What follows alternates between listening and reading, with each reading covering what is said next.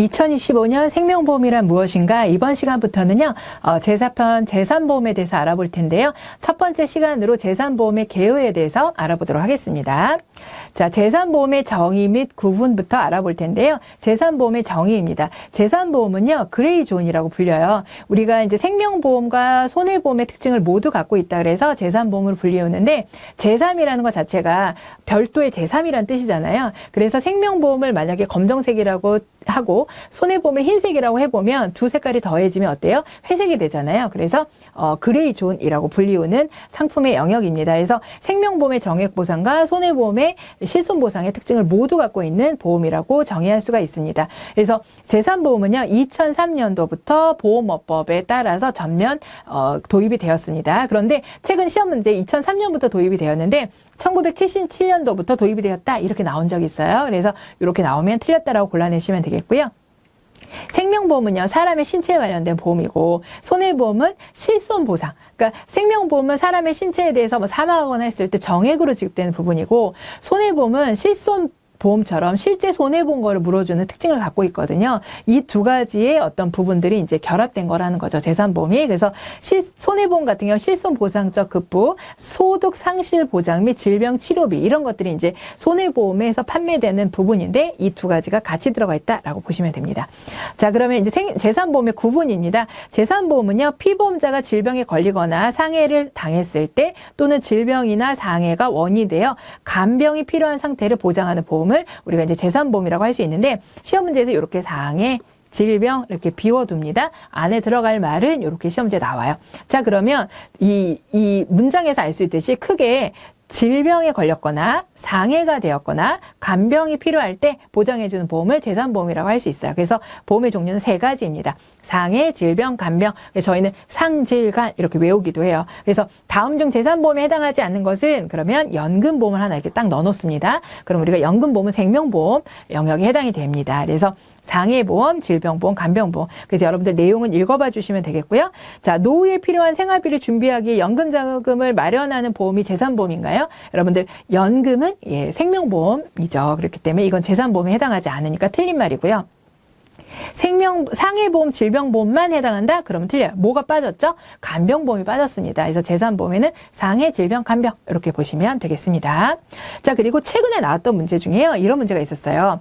자, 보험업이라는 표현이 있거든요. 보험업. 그러니까 보험업이 있고 생명보험업, 손해보험업, 재산보험업이 있다고 해볼게요. 그럼 이 중에서 가장 범위가 넓은 말은 뭘까요? 바로 보험업입니다. 그러니까 보험업이 가장 이렇게 크게 있다 그러면은 이 안에 생명도 있고 손해도 있고 재산부도 있는 거거든요. 그러니까 보험업이라는 개념이 가장 상위 개념이라고 이 세 개 중에 생명, 손해, 재산보험 중에서는 더 넓은 개념이 보험업법이에요. 그런데 이제 뭐 예를 들어 보험업법은 생명보험보다 하위 개념이다. 그러면 그 말은 틀린 말이 됩니다. 자, 이제 생명보험에 관련된 법규들을 살펴보도록 하겠습니다. 재산보험에 관련된 법규들을 살펴보도록 할게요. 우선 상법상 지위입니다. 상법상은요, 재산보험에 대한 정의는 없어요. 상법에는 재산보험이란 말이 없다는 거죠. 그래서 상법에는 재산보험이라는 용어가 없지만 재산보험이라는 용어는 어디에 있는 거냐면요, 보험업법에 정의하고 있습니다. 그러면 상법에 이제 재산보험을 어떻게 이제 해석할 수 있느냐라고 보면 상법에서는 상해보험과 질병보험에 대해서는 이야기를 하고 있어요. 그러니까 우리가 재산보험이 상해, 질병, 간병보험이라고 그랬잖아요. 그래서 상법에서는 간병보험에 대한 이야기는 없고 상해보험, 질병보험에 대해서는 규정을 하고 있다라는 거죠. 그래서 간병보험은 상법상 아무런 규정이 없다.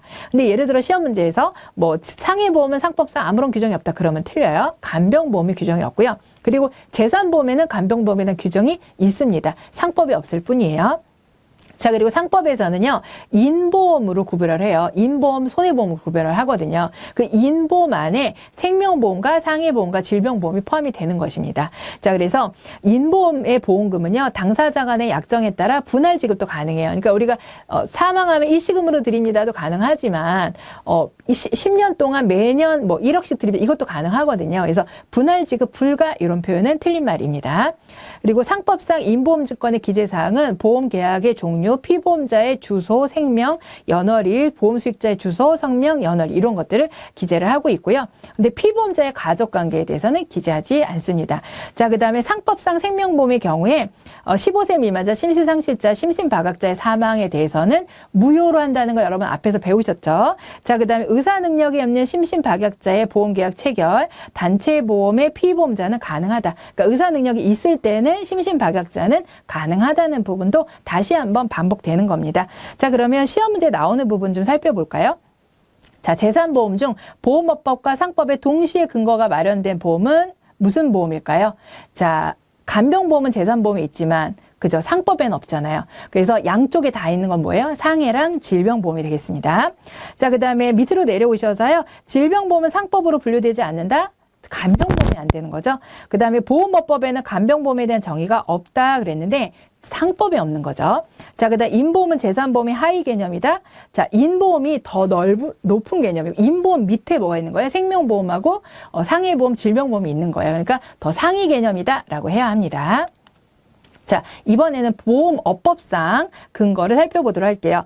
재산보험에 독립된 보험업법으로 재산보험은 이제 보험업법에 독립된 하나의 보험으로 규정을 하고 있어요. 그래서 보험업을 생명보험업, 손해보험업, 재산보험으로 구분하고 있는 법이 바로 보험업법입니다. 자, 그래서 생명보험에는 생명보험, 연금보험이 있고 손해보험에는 상해보험, 해상보험, 자동차보험, 보증보험, 재보험이 있고 재산보험에 뭐가 있다 그랬어요? 상해, 질병, 간병 이렇게 있다라고 했다는 거죠. 그래서 재산보험은 독립된 하나의 보험으로 보험업법으로 보고 있고요.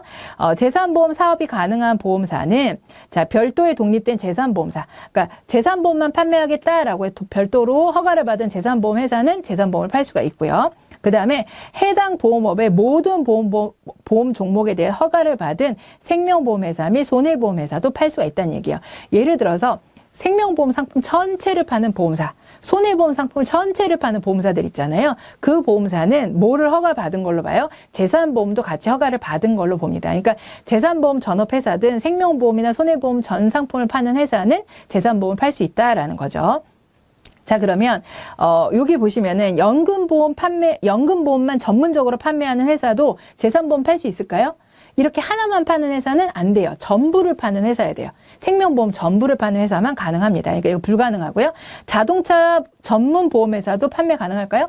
하나만 파는 회사는 안 된다는 거. 전체, 종목 전체를 파는 회사만 가능합니다. 자, 그 다음에 보험업의 허가, 이렇게 판매를 하기 위해서 허가를 받아야 되는데요. 보험 종목별로 금융위원회 허가를 받아야 합니다. 그러니까 손해보험, 생명보험 이렇게 종목별로 금융위원회 허가를 받아야 되고요. 이거를 바꿔서 어떻게 나오냐면 계약별로 받는다. 그리고 법원에 받는다. 그러면 틀려요. 자, 그리고 여기 보시면 생명보험은 재산보험은 생명보험의 한 부분이다. 그러면 틀려요. 보험업법에서는 생명보험의 한 부분으로 보는 게 아니고 독립된 하나의 보험업으로 본다라고 했잖아요. 그렇기 때문에 이 부분은 틀린 말입니다. 자, 다음으로는 재산보험의 모집 자격인데요. 모집 자격은요, 우리가 앞에서 좀 배웠어요. 모집질서 관련된 부분에서 배웠죠. 다시 한번 복습한다고 생각하시면 되고 생명보험 설계사와 거의 비슷하다라고 보시면 됩니다. 자, 우선 등록기간 볼게요. 보험회사를 통해서 금융위원회로 등록을 하도록 되어 있죠. 그리고 이 등록 업무는 누구한테 위탁을 했다 그랬죠? 보험협회에 위탁을 해서 보험협회에서 등록 업무를 하고 있죠. 근데 금융감독원에 위탁했다. 연수원에 위탁했다 그러면 이 부분은 틀립니다. 자, 그 다음에 생명보험과 재산보험을 모집하려면 생명보험협회에, 손해보험과 재산보험을 모집하려면 손해보험협회에 등록하면 돼요. 근데 재산보험만 나는 모집하겠다 그럴 때는요, 지금 재산보험협회는 없거든요. 그래서 생명보험협회든 재산보험협회 둘 중에 한 곳에만 등록을 하면 돼요. 근데 시험 문제에서는 양협회 모두에 등록해야 된다 그러면 틀려요. 내가 재산보험만 팔겠다 그러면 둘 중에 하나만 등록하면 된다 이거죠. 그리고 보험 종목별로 금융위원회 허가를 받는다. 우리가 우선은 금융위원회 등록을 하는 거예요. 허가를 하는 게 아니고 등록을 하는 겁니다. 자, 그 다음에 재산보험 설계사의 등록 요건입니다. 재산보험 모집을 위해서 연수과정을 이수해야 돼요. 여러분, 연수과정에는 뭐하고 뭐가 포함된다? 교육과 시험이 포함된다 라고 했어요. 교육은 몇 시간? 20시간. 그리고 시험은 이제 재산보험 설계사 시험에 합격을 해야 되겠죠. 그리고 교육 이수 1년에 합격하거나 시험 합격 1년 이내에 교육을 이수하시면 되겠고요. 자, 만약에 시험을 안 보신다라고 하면은 최근 3년 이내 1년 이상 재산보험에 대한 어떤 종사한 이력이 있다라 그러면 등록을 할 수 있다라고 보시면 되겠고요. 대리점에 자격을 갖췄거나 중개사에 자격을 갖췄다 그러면 설계사에 등록하실 수가 있습니다.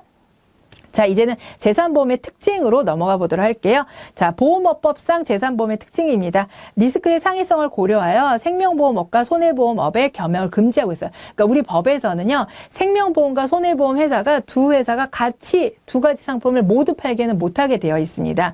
겸용을 금지하고 있는데, 생명보험의 장기적 안전, 그러니까 생명보험은요, 장기적이에요. 손해보험 어때요? 단기적이에요. 그리고 생명보험은 갑자기 일어나는 일이라기보다는 천천히 내 몸에서 내재되었던 어떤 그런 일들이 쌓이고 쌓여서 생기는 위험들이고요.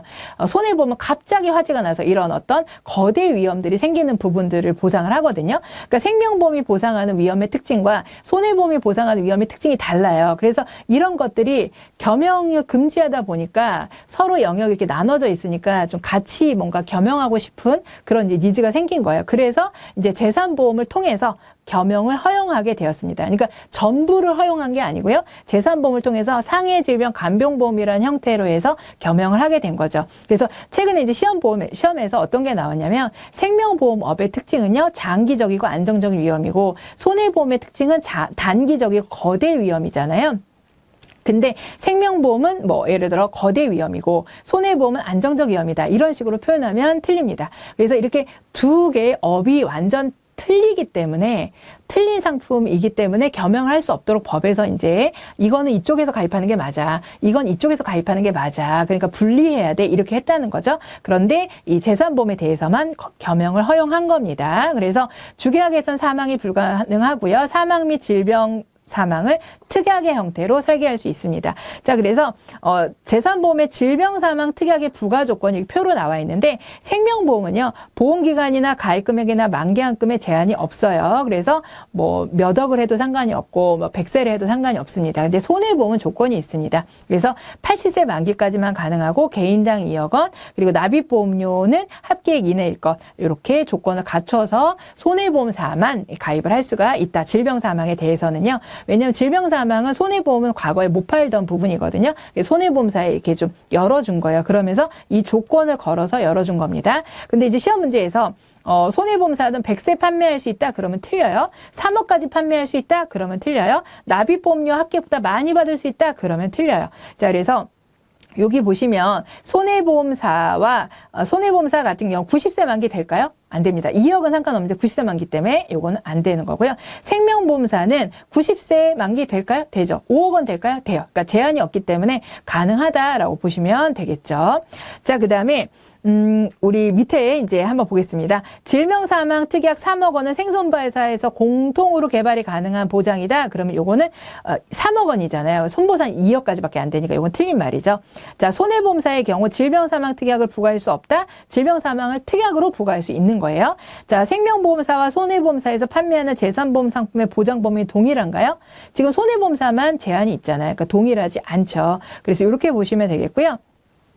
자, 여기 보시면은, 예, 재산보험의 특징을 이렇게 보시면 되겠고, 요거 하나. 재산보험은 겸용이 허용되잖아요. 근데 재산보험은 겸용이 금지된다 그러면 틀려요. 그러니까 기본적으로는 생명과 손해보험이 겸용이 금지되는 거죠. 재산보험은 어때요? 겸용이 허용이에요. 근데 재산보험도 금지된다 이렇게 나오면 틀립니다. 자, 다음은 보험사고의 대상 및 보험금 지급 방법이에요. 자, 우선 보험사고의 대상은 생명보험의 보험사고 대상은요, 사람의 생존과 사망입니다. 사람이죠. 손해보험은요, 재산이에요. 근데 재산보험은 어떨까요? 사람의 신체에 생긴 상해, 질병, 간병이라고 볼 수가 있겠고요.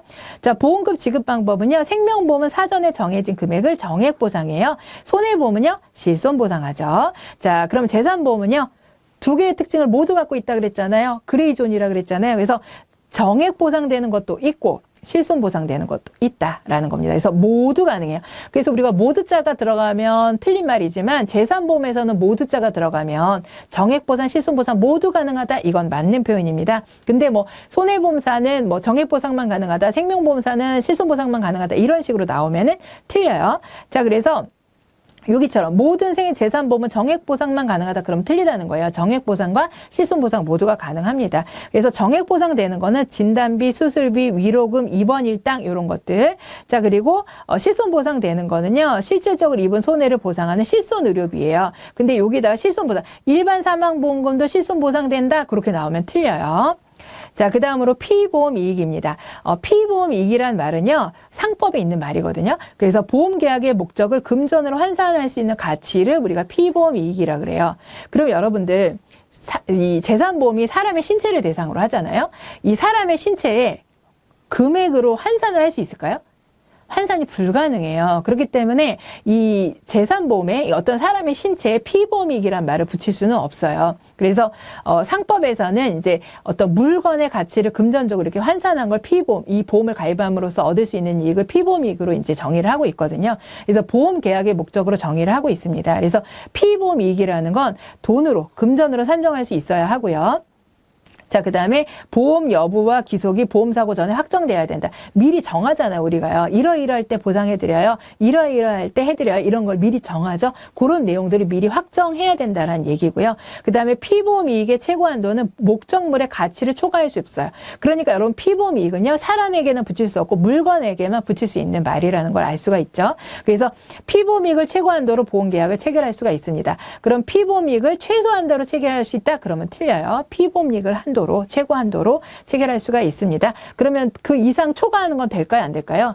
이 피보험 이익은요, 가치만큼만 보상이 되기 때문에 초과하는 부분은 보상이 안 됩니다. 그러니까 여러분 손해보험의 실손보상 이런 것들은 초과 보상이 안 되잖아요. 바로 이런 부분하고 좀 비슷하게 통한다라고 보시면 돼요. 자, 그래서 손해보험은 필수적 요소이나 생명보험은 피보험 이익이 존재한다, 안 한다? 안 한다. 왜 그래요? 사람의 생명이나 신체를 금전으로 평가할 수 없기 때문입니다. 그래서 피보험이익이 중요한 개념이지만 생명보험, 특히 이 재산보험에는 적용하지 않는다는 걸 설명하기 위해서 이 부분이 나와 있다고 보시면 되겠고요. 손해보험에서는 피보험이익이 존재하지 않는다고 본다? 이 말은 틀려요. 존재합니다. 그래서 이제 피보험이익을 계산하는 문제가 자주 나와요. 그래서 만약에 물건을 구입을 2천만 원으로 했는데 현재 가치가 500이에요. 10년 후의 가치는 100만 원입니다. 그러면 이 물건의 피보험이익은 얼마일까요?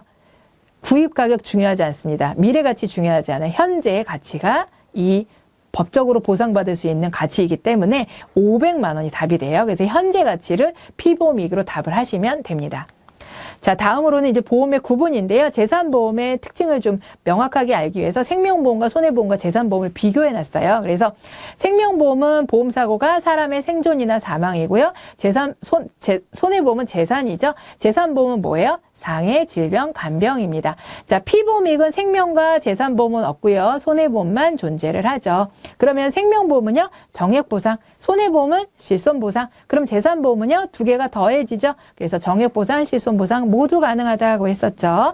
자, 그 다음에 그 생명보험은요, 피보험자가 바로 사람이죠. 대상이 되는 사람.